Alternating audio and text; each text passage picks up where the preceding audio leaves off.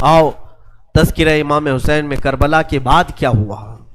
جب سارے شہید ہو گئے، ان کی لاشوں پر گھوڑے دوڑائے گئے، تو جو لوگ قریب آبادیوں کے لوگ تھے وہ آئے، ان لاشوں کو سمیٹا، کتنوں کو تو انہوں نے دفن کیا اور مولا حسین کو دفن کیا۔ اب بیویاں خیمے میں تھیں، قیدی بنائی گئیں۔ سیدہ زینب فاطمہ زہرا کی سگی بیٹی ہیں، حسین ابن علی کی سگی بہن ہیں، زوجات امام حسین ہیں، بی بی سکینہ ہیں۔ اس خیمے میں چند عورتیں رہ گئیں اور بیمار زین العابدین ہیں۔ یزیدی لشکر کی طرف سے لوگ آئے اور کہا کہ اپنے ہاتھ آگے بڑھاؤ۔ ہاتھ آگے بڑھائے گئے تو ان کو ہتھکڑیاں ڈال دی گئیں۔ رسول اللہ کے گھر والوں کو ہتھکڑیاں ڈال کر باہر نکالا گیا، خیمے اجاڑ دیے گئے۔ بعض روایات یہ بتاتی ہیں کہ خیموں میں آگ لگا دی گئی۔ جب خیمے جل گئے، شام کا وقت تھا، مغرب کے بعد یہ لٹا ہوا تاخت و تاراج قافلہ کوفہ کی طرف جا رہا تھا۔ کربلا سے اب یہ کوفہ جا رہے تھے، لیکن ظالموں نے جتنے شہید ہوئے تھے ان کے سر سنبھال کر رکھے تھے۔ امام حسین ابن علی کا سر لے لیا، عباس علمبردار کا سر لے لیا، اور علی اکبر امام قاسم کے سر کاٹ کر لے لیے۔ سارے سروں کو انہوں نے، اس لیے کہ اس وقت ثبوت پیش کرنے کے لیے سر دکھانے پڑتے تھے کہ ہم نے ان کا قتل کیا ہے، اب سروں کو انہوں نے نیزوں میں ڈال دیا اور سروں کو لے کر نیزوں سے چلنے لگے۔ یہ سفر ان کا شروع ہوا، کوفہ کی طرف چلے۔ یہاں ایک بڑی بات مجھے یاد آتی ہے، مولا حسین کی ایک کنیز تھی جس کا نام بی بی شیرین بتایا گیا ہے۔ وہ سیدہ فاطمہ الزہرا رضی اللہ تعالیٰ عنہ کی بھی خدمت کر چکی ہیں۔ بی بی شیرین، اس کو حضرت امام حسین نے آزاد کر دیا تھا۔ وہ کہتی تھی کہ میں آزاد نہیں ہونا چاہتی ہوں۔ کہا تھا کہ تو بڑھاپے کو پہنچ چکی ہے، تجھے ہم نے آزاد کر دیا۔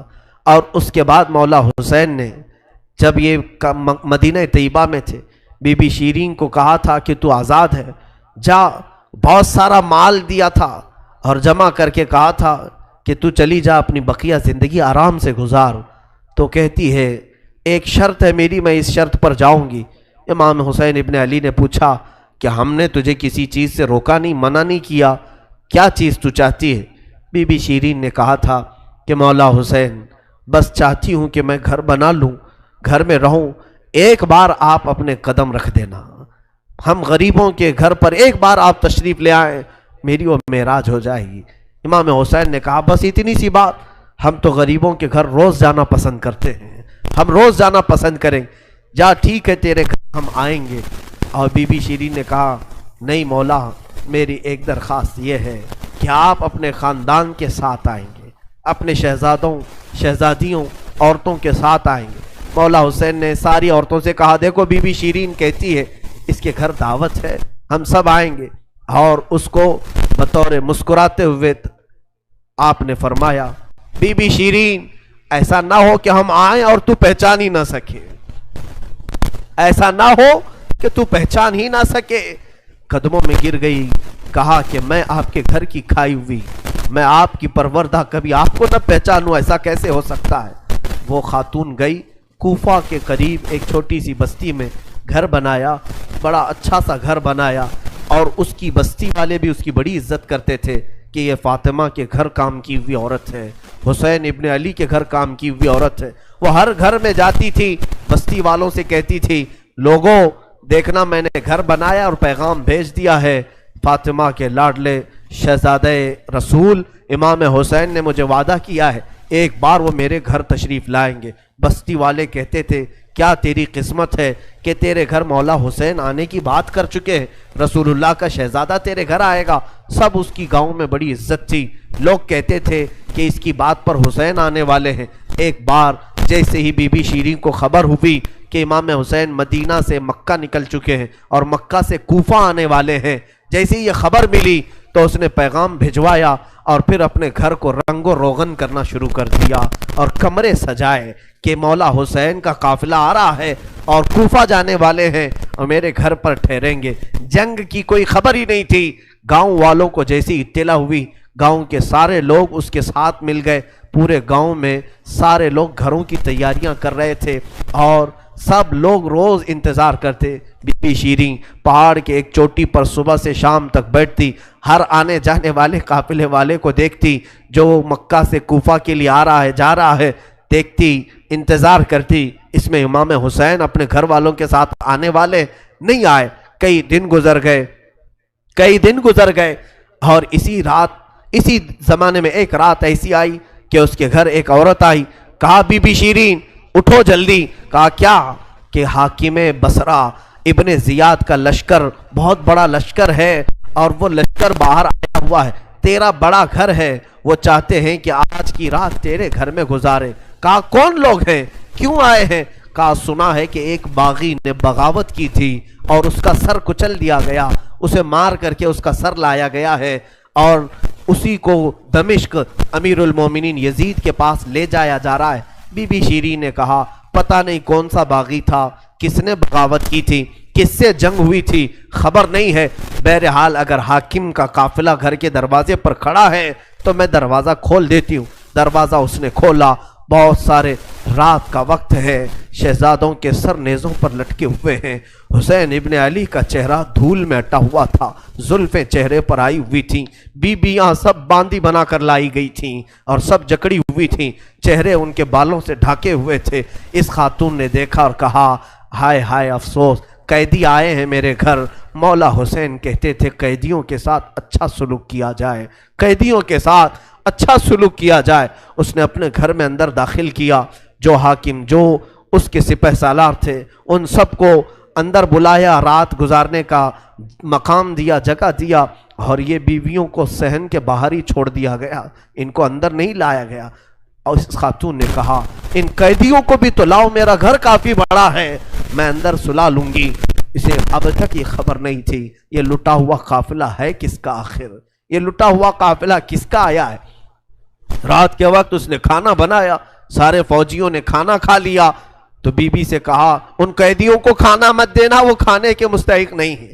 اس نے چلا کر کے کہا دیکھو ہمارا دستور یہ ہے کہ میں فاطمہ کے گھر کام کر چکی ہوں، وہاں فاقے تو رکھتے تھے لوگ، گھر میں فاقہ تو ہوتا تھا، لیکن باہر آنے والے مہمان کو بھوکا نہیں رکھا جاتا، وہ چاہے قیدی ہوں باغی ہوں جس طرح کے ہوں، مجھ سے جو بن سکے گا میں کھلاؤں گی.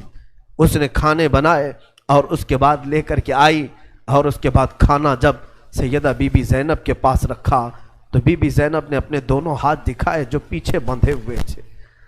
اس خاتون نے بی بی شیریں نے کھولا اور ان کے بالوں سے چہرہ ڈھکا ہوا تھا، اور اس نے کھانا پروسا کہ کھا لو بیویوں کھا لو.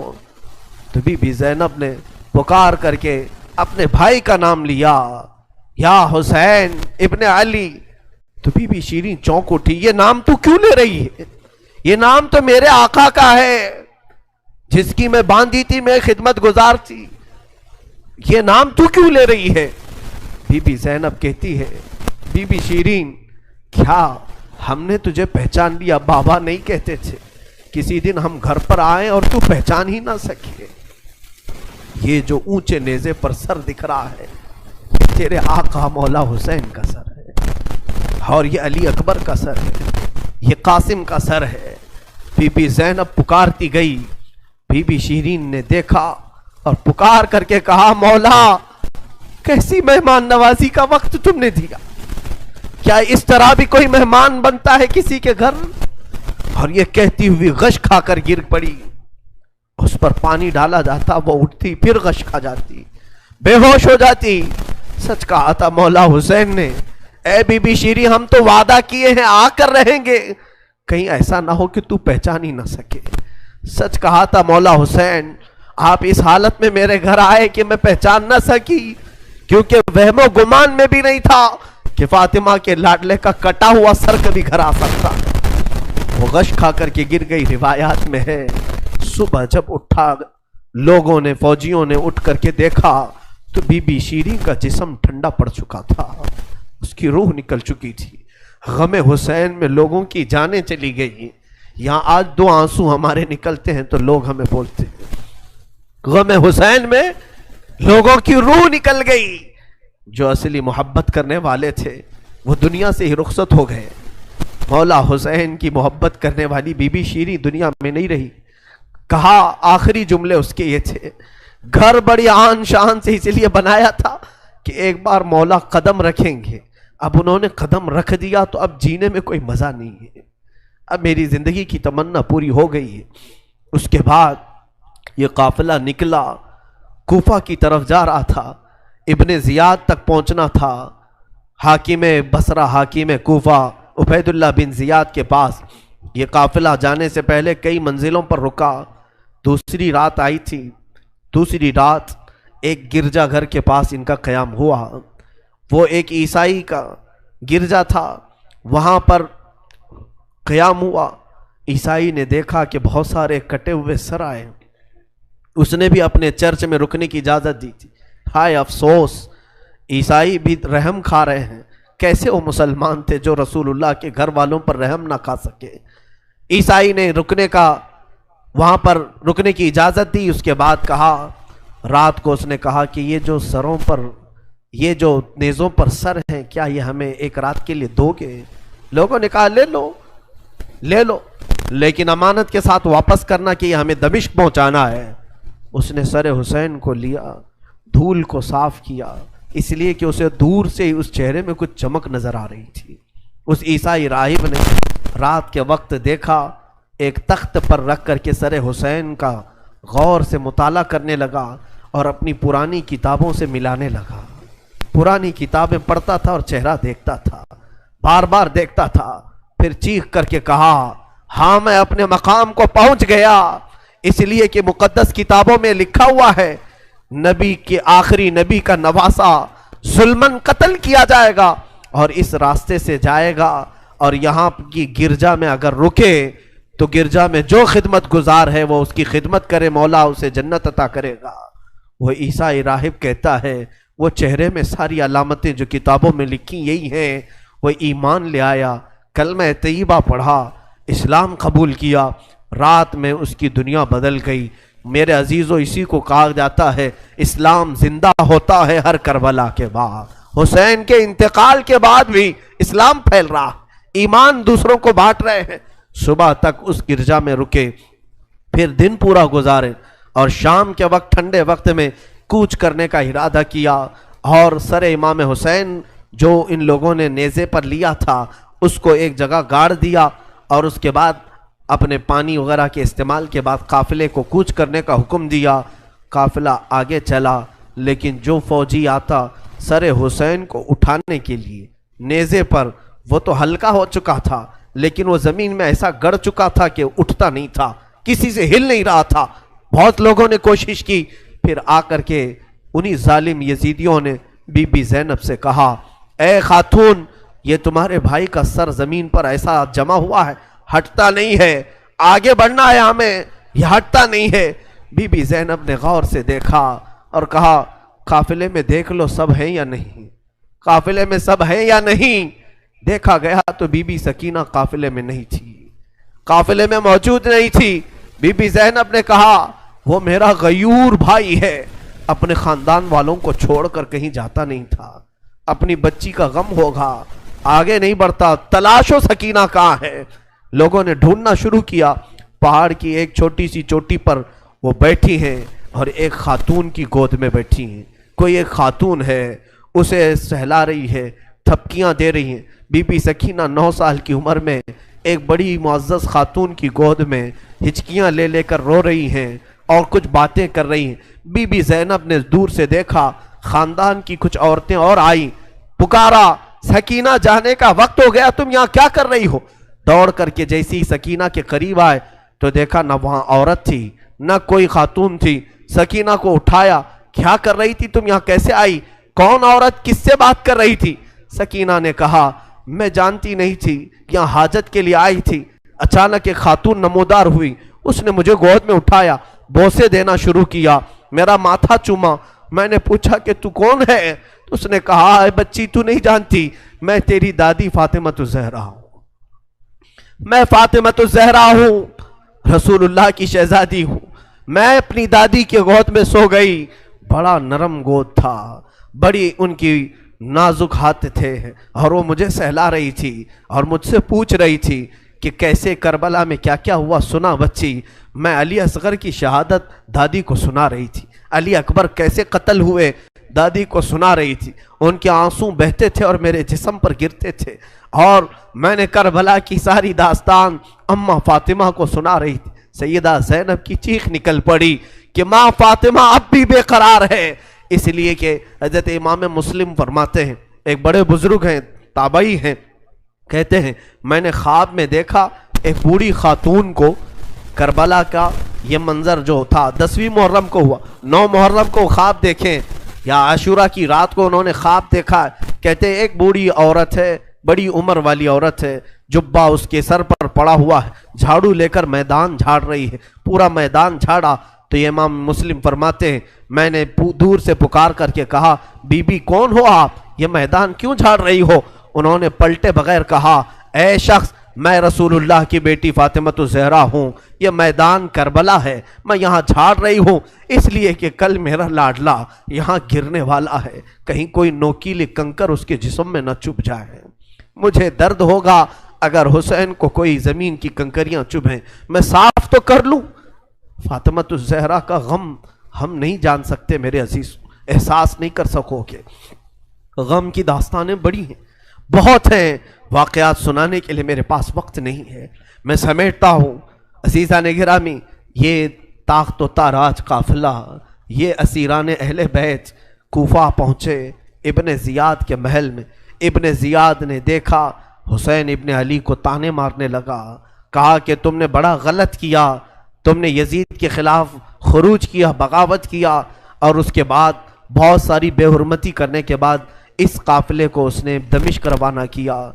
दमिश्क मुल्क शाम की राजधानी, आज भी मुल्क शाम में जिसको इंग्लिश में दमस्कस कहा जाता है, दिमश्क है वो असल। दिमश्क में जब ये काफ़िला पहुंचने लगा वहाँ के हालात अलग थे। बाज़ार शाम पर लानत हो, बाज़ार शाम पर का बुरा हो। वहाँ शाम का बाज़ार सजाया गया था, घर घर वहाँ सजाए गए थे और लोगों में ये जश्न का माहौल था कि आज बागियों के सर लाए जा रहे हैं और कैदियों को जकड़ करके मुल्क शाम खलीफा वक्त यजीद के दरबार में पेश किया जा रहा है। लोग छतों पर चढ़ चुके थे ये मंजर देखने के लिए, ये अलम जो उठा करके आ रहे थे लोग काफिले यजीद में। यजीदी लश्कर जो कूफा से दिमश्क दाखिल हो रहा था, दिमश्क के दरवाजे पर यह काफिला पहुंचा है, सरे इमाम हुसैन को नेज़े पर लेकर, अली अकबर, इमाम कासिम, अब्बास का सर लेकर ये लोग पहुंचे हुए हैं। अभी मुल्क शाम के बाजार में देखा अचानक तबले बजना शुरू हो गए, ढोलों की आवाज़ें बुलंद हो गई, बाजे शुरू हो गए और बहुत ज़्यादा बांसुरियाँ बजने लगीं और इस जश्न के माहौल में इस काफिले को लाया जा रहा है। आगे लोग नाचते हुए जा रहे हैं, खेलते हुए जा रहे हैं कि फतेह मुबीन यजीद का अच्छा हो, जय जयकार लग रही थी। खानदान अहले बैत को कैदी बना करके लाया गया है। मेरे अजीजों, उस खानदान अहले बैत के साथ वहाँ जो मामलात हुए, कई लोग थे जो देखने के लिए दूर दूर से आए थे। एक सहाबी हैं, वो कहते हैं मैं तिजारत के लिए गया था, तो मुझे खबर हुई कि आज अहले बैत का काफिला यहाँ आ रहा है, तो मैं दौड़ता हुआ पहुंचा और जैसे ही मैंने देखा, देख करके मैं जब्त ना कर सका, वो चेहरा आज नेज़े पर था जो कभी मेरे मुस्तफ़ा के कंधे पर हुआ करता था। वो सहाबी कहते हैं उनके लबों पर मेरे आका अपने होंठ रखा करते थे, उनकी गर्दन को सूंघा करते थे। वो हुसैन की गर्दन को इन्होंने तलवार से अलग किया हुआ था और नेज़े पर ला रहे थे। वो सहाबी दौड़ते हुए आए, कहा मेरी जिंदगी का बुरा हो, मैं हुसैन का साथ नहीं दे सका, मैं हैदर के घर वालों का साथ नहीं दे सका।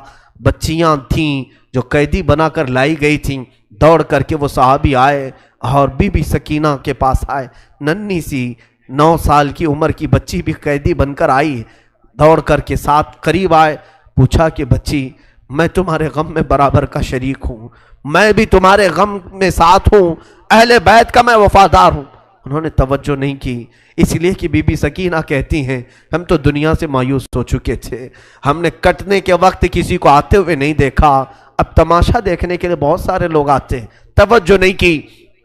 उस सहाबी रसूल ने आगे बढ़कर कहा कि सकीना मैं तुझे जानता हूँ, तू हुसैन की बेटी है, تو فاطمہ کی لاڈلی ہے، تو شیر خدا کے گھر کی شہزادی، بتا کوئی حاجت ہو، کچھ کھانا پانی کوئی چیز۔ اللہ اللہ، یہ بھوکے اور پیاسوں نے کبھی کھانا کسی سے نہیں مانگا۔ پوری داستان کربلا سننا، کبھی انہوں نے روٹی نہیں مانگا، ہاں پانی ضرور مانگا ہے۔ پانی مانگنا انسانیت کے لیے عیب نہیں، روٹی مانگنا محتاجی کی علامت ہو سکتی ہے۔ بی بی سکینہ نے کہا کہ بڑی حاجتیں پوچھ رہے ہو، کیا میری حاجت پوری کرو گے؟ کہا بتاؤ بچی، میں اپنی طرف سے جو ہو سکے کروں گا، میرے پاس پیسے ہیں، مال ہے، میں اس سے جو چاہے کروں گا۔ بی بی سکینہ نے صرف ایک درخواست کی کہ میرے نانا کے صحابی، بس اتنا کام کر لو کہ یہ جو اونچے نیزے پر میرے بابا کا سر ہے، حسین ابن علی کا، اس سر کو تھوڑا آگے بڑھا دو، یہ جو جلوس میں جا رہا ہے آگے بڑھا دو۔ ہمارے گھر کی بچیاں غور سے سنیں، میرے گھر کی عورتیں کان کھول کر کے سنو، 9 سال کی بچی کیا خواہش ظاہر کر رہی ہے۔ کہا اگر وہ نہیں بڑھتے ہیں تو انہیں پیسے دے، وہ انعام دے کر آگے بڑھاؤ۔ اس صحابی نے پوچھا کہ اس سر کو تمہارے قریب رہنا اچھا ہے، تمہارے قریب رہنا اچھا ہے، آگے کیوں بڑھانا چاہتی ہو؟ بی بی سکینہ نے کہا اس لیے کہ لوگوں کا جلوس بابا سر کو دیکھنے کے لیے آ رہا ہے، اور سارے دیکھنے قیدی بنا کر کے لائے گئے تھے۔ بیمار زین العابدین حسین ابن علی رضی اللہ تعالیٰ عنہ کے شہزادے، وہ قیدی بنا کر لائے گئے تھے۔ ایک صحابی وہاں پر حاضر ہوئے، کہا کہ کوئی حاجت ہو تو بیان فرمائیں، ہم آپ کے غم میں شریک ہیں۔ حضرت امام زین العابدین نے کوئی توجہ نہیں کی، یہاں تک کہ ایک سپاہی یزید کا ایسا تھا جو تھیلا بھر کر کے پتھر لے کر چل رہا تھا، تھیلا بھر کر پتھر لے کر چل رہا تھا، اور وہ باہر کھڑے ہوئے لوگوں میں پتھر بانٹتا تھا کہ کچھ پتھر تم لوگ برسا ہو۔ ملک شام میں جانے کے وقت کچھ لوگ وہاں صدقے کی کھجوریں پھینک رہے تھے اس اہل بیت کے گھرانے پر، اور کچھ لوگ پتھر برسا رہے تھے۔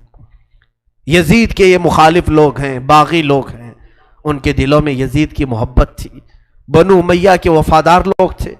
اس قافلے پر کچھ لوگوں نے پتھر برسائے، وہ قافلہ اب اور کتنے زخم اٹھاتا، اب ان کو چھوڑا کیا تھا، لوگوں نے سارے زخم تو دے دیے تھے۔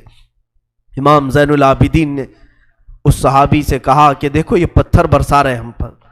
اس صحابی نے تلوار کھینچ لی اور اس کو قتل کرنے کا ارادہ کیا، آپ نے منع کیا، رک جاؤ رک جاؤ، اس لیے کہ بہت سارے قتل میں نے اپنے بابا کے دیکھے، اور وہاں کوئی بھی اپنی تلوار لے کر ہمارے مدد کے لیے نہیں آ سکا۔ امام زین العابدین کا یہ لٹا ہوا قافلہ یزید کے دربار میں لایا گیا، اور سر امام حسین کو ایک تشت میں رکھ کر پیش کیا گیا۔ یزید اپنے ہاتھ میں چھڑی لے کر مولا حسین کے لبوں پر مارتا تھا اور کہتا تھا حسین تمہاری جوانی ختم ہو گئی، کاش تم میری بیعت کر لیتے تو تم زندگی سے ہاتھ نہیں دھوتے، اور کبھی میں نہیں چاہتا کہ تمہارا قتل ہو جائے۔ اس نے جھوٹے الفاظ میں لوگوں کو اس طرح ورغلایا۔ سیدہ زینب نے وہاں پر ایک جرأت مندانہ خطبہ دیا تھا، مولا حسین کی سگی بہن یزید کے دربار میں خطبہ دی تھی، اور اس کے بعد پھر یہ اسیران اہل بیت کو یہاں ملک شام میں چند دن ٹھہرایا گیا اور آزاد کیا گیا، مدینہ طیبہ کے لیے رخصت کرنے کا حکم ہوا۔ یہ لٹا ہوا قافلہ مدینہ آیا۔ اللہ اللہ، مدینے کو جب یہ لوگ پہنچے، اہل مدینہ کہتے ہم کو وہ شہادت کی خبر پہلے سے مل گئی تھی، کربلا میں مولا حسین کا قتل ہو چکا ہے، خاندان اہل بیت کے ساتھ برا سلوک ہوا ہے۔ پورا مدینہ سرحد پر آ کر کھڑا ہو گیا تھا، مدینے کے باہر انتظار میں۔ وہاں ننھی سی سغرا بھی تھی، مولا حسین کے کچھ گھر والے بھی تھے، وہ انتظار میں تھے۔ جیسے ہی لوگ مدینہ طیبہ میں داخل ہونے لگے، بیویوں کو دیکھ کر مدینے والے چیخ پڑے، سارے مدینے والے زاروں قطار رونے لگے۔ سیدھا یہ قافلہ آیا بارگاہ رسول میں، مصطفیٰ صلی اللہ علیہ وسلم کی قبر انور کے پاس پہنچ گیا، اور پھر بی بی زینب وہاں کھڑے ہو کر شروع سے لے کر اخیر تک کی داستان میرے آقا کو سنانے لگی۔ یا رسول اللہ، آپ کا دوش پر سوار ہونے والا شہزادہ، آپ کا محبوب نظر حسین بڑے زخموں سے چور چور تھا۔ یا رسول اللہ، وہ کربلا میں لاشیں اٹھاتا رہا، پیاسا رہا، بھوکا رہا۔ مدینے کے لوگ کہتے ہیں پورا مدینہ صرف زندگی میں 2 مرتبہ سب سے زیادہ رویا ہے ایک اس وقت جب میرے آقا کی وفات ہوئی تھی، جب میرے آقا کی وفات ہوئی تھی، دوسرا اس وقت جب اہل بیت کا قافلہ مدینے میں لٹ کر داخل ہوا تھا، سارے غموں سے نڈھال تھے، ہر کوئی پریشان حال تھا۔ بی بی صغرا ننھی سی تھی، 6 سال کی تھی، بار بار لپٹ کر کے بی بی زینب سے کہتی ہیں وہ ننھا بچہ کہاں ہے علی اصغر جس کے ساتھ میں کھیلتی تھی، وہ کہاں ہے، فلاں کہاں ہے۔ بچی کے دماغ میں جتنے یاد تھے سب کو پوچھا کرتی تھی۔ بی بی زینب کہتی ہیں ہر ایک کے جواب میں جب میں کہتی تھی وہ بھی انتقال کر گئے، وہ بھی انتقال کر گئے۔ بی بی صغرا پوچھتی تھی کیا کربلا میں موت سستے میں ملتی ہے؟ جہاں آپ لوگ گئے تھے موت بہت سستی ہے، اتنوں کو کیسے آپ نے موت کے گھاٹ اتار دیا؟ بی بی زینب کے پاس کوئی الفاظ نہیں تھے۔ امام زین العابدین کا زندگی بھر یہ حال تھا۔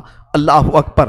زین العابدین وہ تنہا شہزادے ہیں میرے مولا حسین کے جو پھر 95 ہجری تک باحیات رہے۔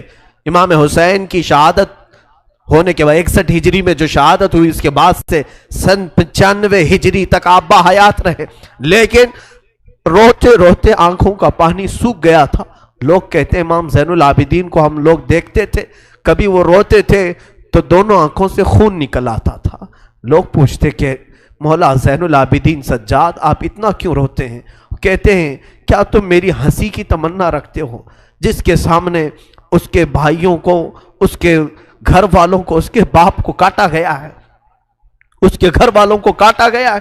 امام زین العابدین کا حال یہ تھا کہ امام زین العابدین شہر میں جا رہے تھے اور قصاب گوشت بیچنے والا دکان میں بیٹھا ہے، گوشت بیچ رہا ہے۔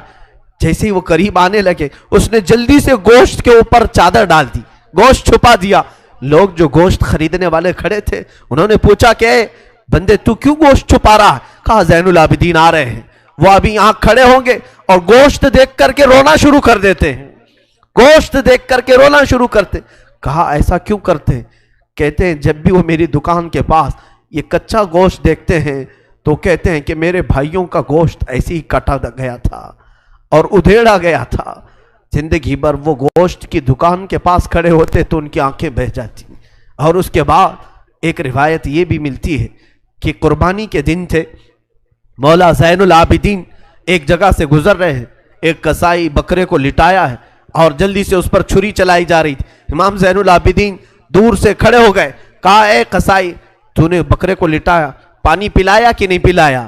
وہ کھڑا ہوا، کہا اے امام زین العابدین ہم مسلمان ہیں، جانوروں کو کاٹتے ہیں تو پہلے پانی پلا کے کاٹتے ہیں۔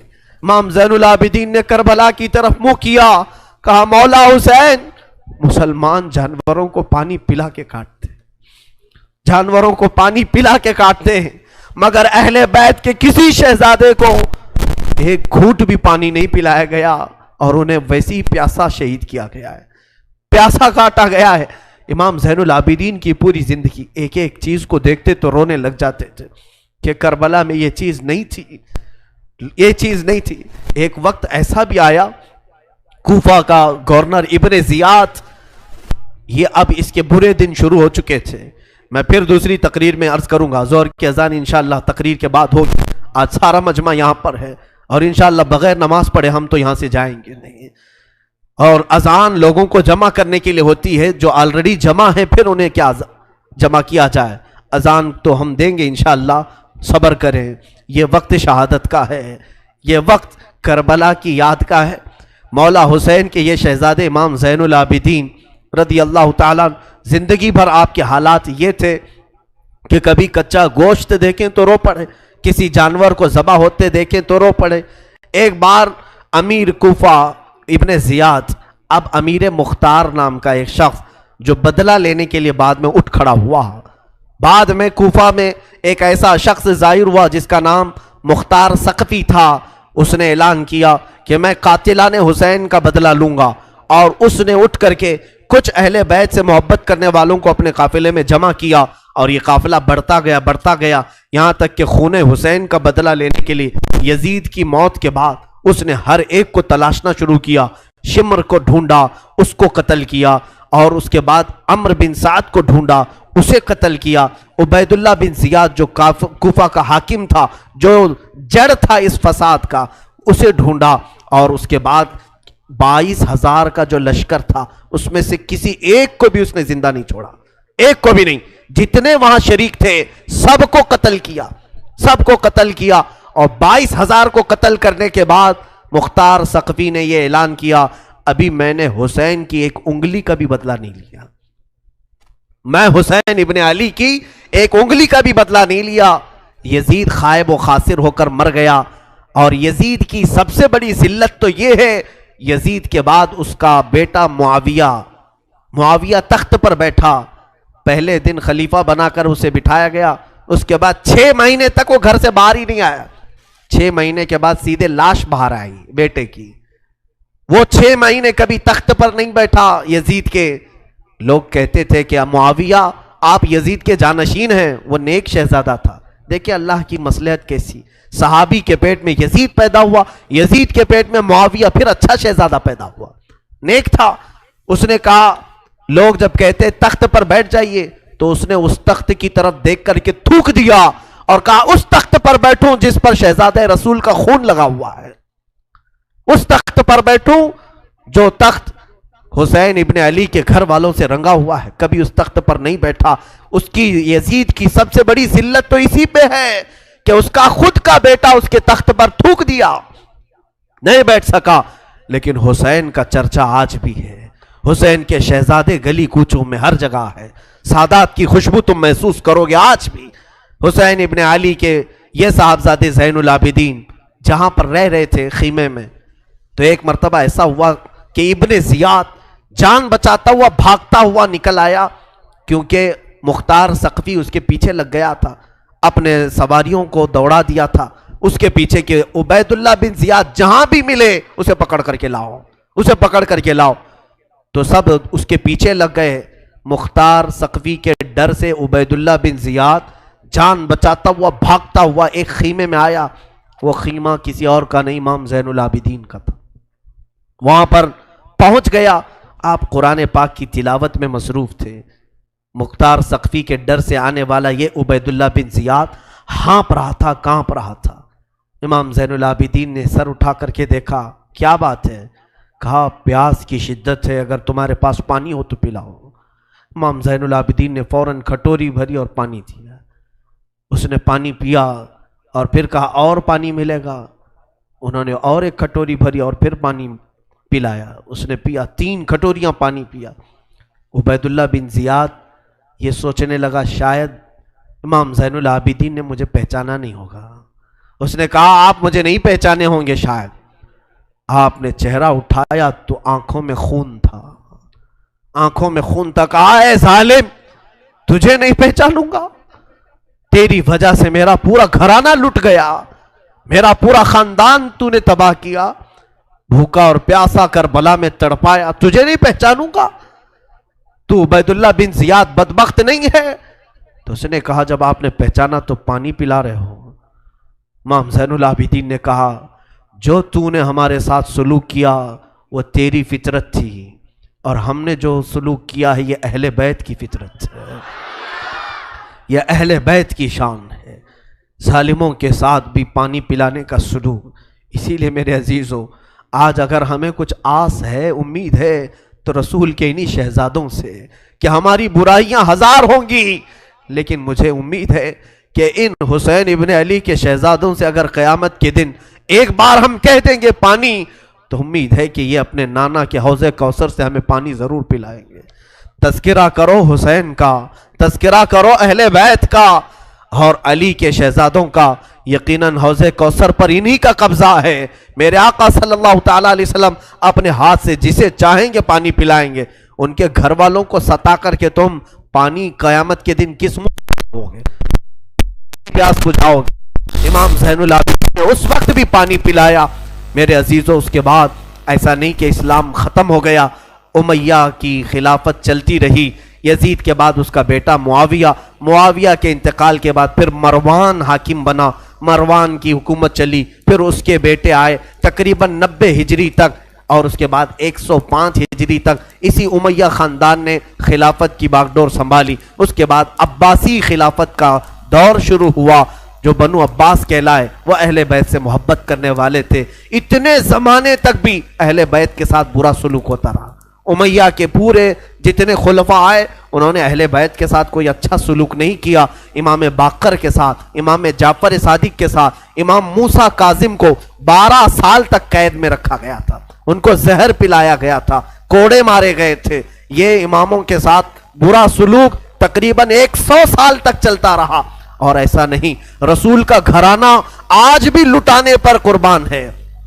آج بھی اگر کوئی بات آ جائے تو دیکھنا رسول اللہ کی جو اصلی آل ہوں گے، اصلی اولاد ہوں گے، وہ قیادت کے لیے آگے بڑھیں گے اور اپنا سر بھی پیش کریں گے.